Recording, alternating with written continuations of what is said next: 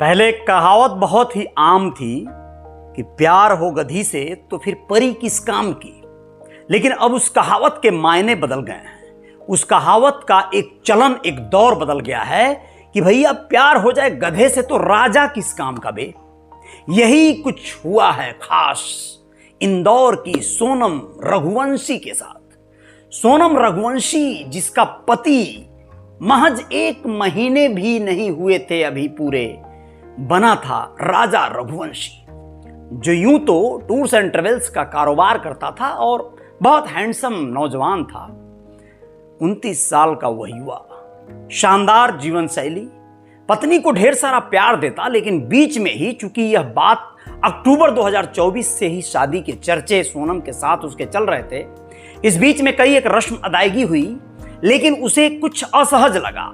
उसने अपनी मां से कहा था कि सोनम के कुछ हाव भाव मुझे ठीक नहीं लग रहे हैं, वो मुझसे ज्यादा घुल मिल नहीं पा रही है, शायद मुझे लग रहा है वो मुझे पसंद नहीं कर रही है, मैं ये शादी नहीं करूंगा। लेकिन उसकी मां ने न जाने क्या सूझा, उसने कहा कि नहीं नहीं बेटे, ऐसा होता है, थोड़ा सा कंप्रोमाइज कर लो और बस किसी तरह से शादी ब्याह हो जाए, सब ठीक हो जाएगा। लेकिन सब ठीक नहीं हुआ। 11 मई को सोनम और राजा की शादी थी। इंदौर के रहने वाले राजा रघुवंशी को यह खबर नहीं था कि शादी के बाद वो हनीमून मनाने जब मेघालय शिलांग जाएगा तो वहां से वह जिंदा लौट कर नहीं आएगा। सोचिए कितनी बड़ी भयावह यह हादसा है। उस सोनम ने एक षड्यंत्र बनाया राज के साथ। राज जो कि उसके यहां कभी नौकर रहा करता था, देखने से विचित्र सा, वो बिहार का लौंडा जो राज नाम का है। सोचिए उसके प्यार में कैसे वो पड़ गई होगी। कुछ दिनों से लोग कह रहे हैं कि वो उसे शॉपिंग कराती थी, घुमाती थी, फिराती थी, खिलाती थी, उसे महंगे कपड़े पहनाती थी।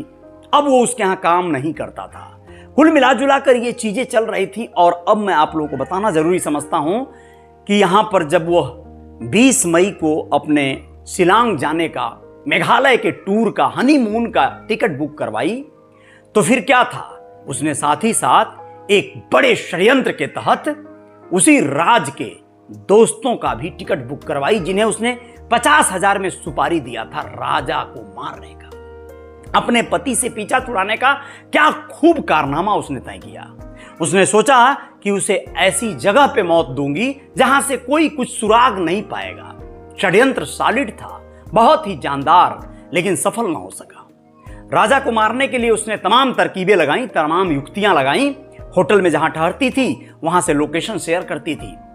राज यानी उसके प्रेमी जिसको कहा जा रहा है, उस राज के दोस्त, जी हां, उस राज के दोस्त विशाल चौहान और आनंद कुर्मी और आकाश लोध राजपूत, ये जो थे लोग, आनंद कुर्मी यहां पर बीना का रहने वाला था, मध्य प्रदेश का, और आकाश और विशाल चौहान ललितपुर उत्तर प्रदेश के रहने वाले थे।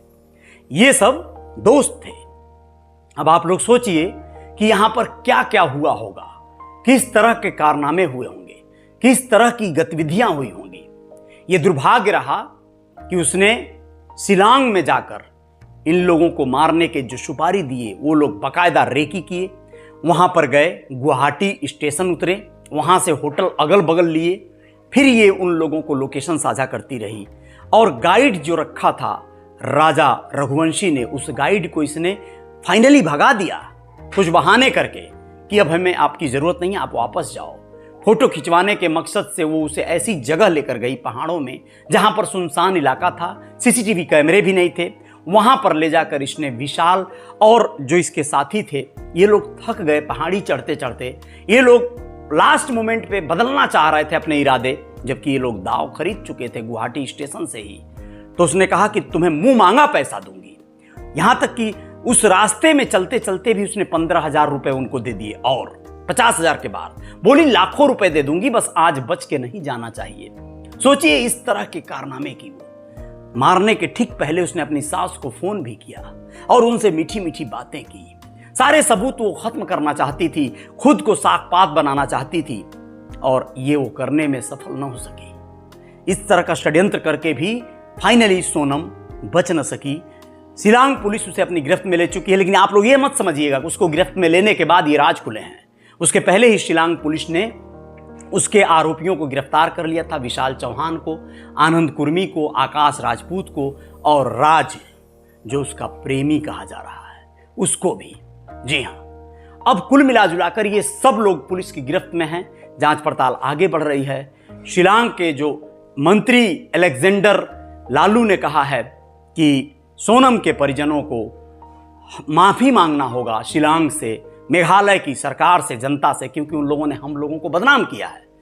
उन लोग बार बार कहते रहे कि मेघालय के लोगों ने, स्थानीय लोगों ने ये घटना घटाई है, लेकिन ऐसा हुआ नहीं। ये षड्यंत्र खुद ही सोनम का था। तो आप लोग क्या कहेंगे इस खबर पर?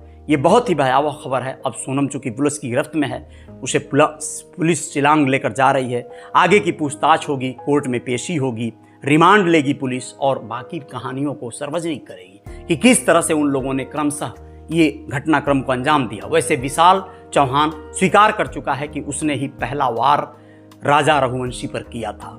ये कितना दुर्भाग्यपूर्ण है ना। इस कहानी में सोचिए, एक परिवार को आहत नहीं किया है, कई एक परिवार इससे छत बिछत हुए हैं इस दुर्घटना से। और कांड करने के बाद वो इंदौर आई, इंदौर में किराए के कमरे में रही अपने उस तथाकथित प्रेमी के साथ, फिर वापस वाराणसी गई कार से फिर वो गाजीपुर, यानी ऐसे वो भटकती रही, घूमती रही, भटकती आत्मा की तरफ, लेकिन उसे जगह और मकाम न मिल सका। जयकार जारी रहेगी। रियल रिपोर्टर न्यूज़ स्टार पे आएंगे हम कुछ और विशेष बातों के साथ। आप लोग बने रहिएगा हमारे साथ। जय हिंद, जय भारत, शुक्रिया।